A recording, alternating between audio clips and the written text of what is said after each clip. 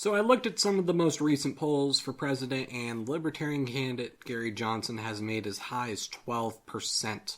For those not familiar with American politics, a third party or independent candidate gaining that high in the polls is a big deal. You basically need 15% to be included in the presidential debate on TV. But because we've been a two-party system for the majority of our existence, it's really hard for a third party or independent candidate to do well in elections. Especially because in our system, instead of it being parliamentary based, when electing our president, winning the electoral votes of each state is a winner-take-all scenario. So often what happens is the vote is simply divided up, but one of the main parties still wins. Or the main party simply adopts the ideas of the third party to make it a non-factor. But believe it or not, there have been some candidates who have had a chance of winning. How many have gotten over 2% of the vote? Well, in that case, instead of talking about all of them, I'm going to talk about the top 10 most successful third-party or independent candidates. Even though electoral votes decide the elections, the voting still decides who they go to. Well, most of the time. So the amount of success is determined by percentage of the vote and what they got. Let's get started. Number 10, James Weaver from the Populist Party. In the late 1800s, the People's Party, or Populist Party, emerged as a third party to stand up for a group of people that felt underrepresented as of late. Farmers.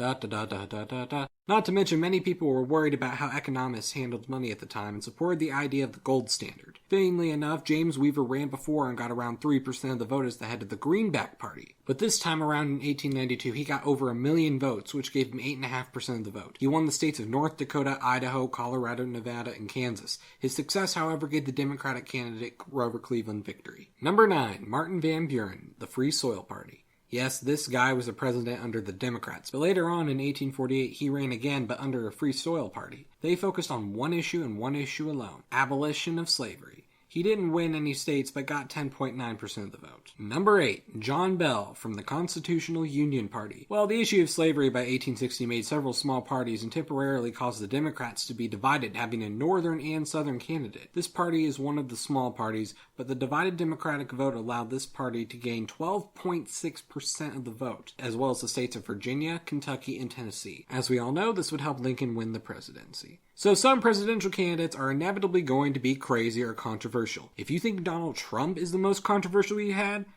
well, he's definitely a contender. But he does have competition, and one of them would be the next one. Number 7, George Wallace from the American Independent Party. George Wallace was interesting to say the least. He used the ever-controversial tactic of racism.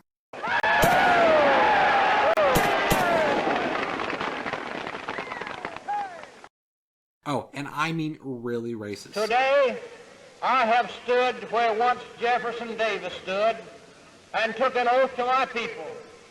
It is very appropriate that from this cradle of the Confederacy, this very heart of the great Anglo-Saxon Southland, and I say segregation now, segregation tomorrow, and segregation forever.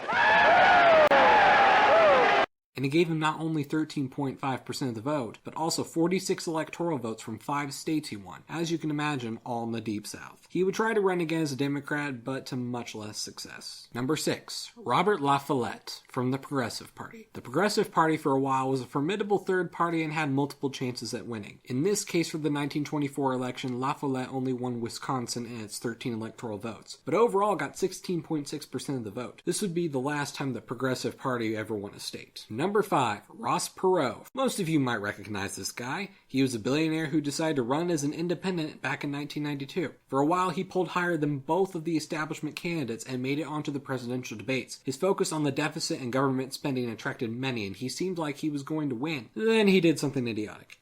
He dropped out, but confusingly later suddenly came back in. And this naturally caused him to lose many votes, some confused at whether he was still in or not, and some mad at him because he didn't seem committed. But despite this, he still ended up with 18.9% of the votes, nearly 1 out of every 5 voters. However, this didn't give him any states. This man's campaign gave Bill Clinton a victory over George H.W. Bush, and he would run again in 1996, this time under a newly founded Reform Party, but only got 8.4% of the vote that time. However, this is the most successful third-party candidate in recent years. Number 4, Millard Fillmore from the Know Nothing Party. Yes, another example of a former president trying to run again, but under a different party. The Know Nothing Party was all about xenophobia. They were worried that Irish immigrants and other Catholic immigrants were not only ruining the purity of the country, but were secretly controlled by the Pope.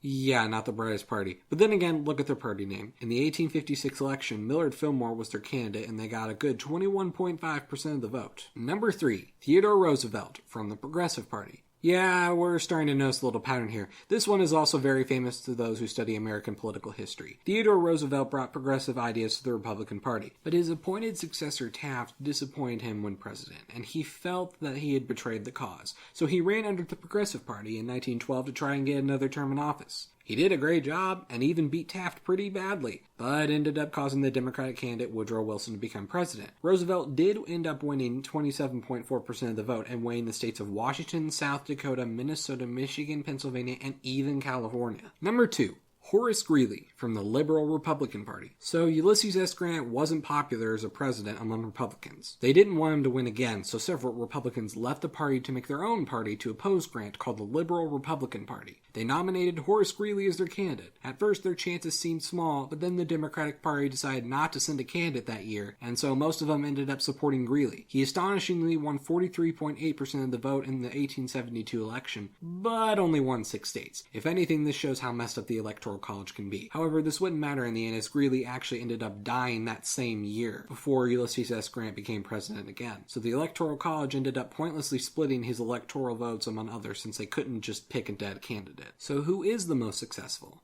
The last guy got really close. Well, it's our only independent or third-party candidate who's ever won an election. Number 1, George Washington, an independent. Yes, George Washington was an independent. He sympathized with Federalists but hated the idea of political parties, so he ran without one. However, being the already natural leader of the Americans during the Revolution, he was elected president unanimously, earning 100% of all votes and winning all the states. However, the Electoral College worked differently at the time, and there was a rule that said that all electors had to pick 2 different people, so the second place could be vice president. So he didn't win every single electoral vote, but obviously he won the presidency. And again in 1792, he ran again, basically unopposed, and won 100% of the votes in states again to win a second term. So, it is very possible for a third party or an independent candidate to certainly win some states and votes, and to win, as long as they run unopposed. Thanks for watching. If you enjoyed the video, please like, share, and subscribe for more.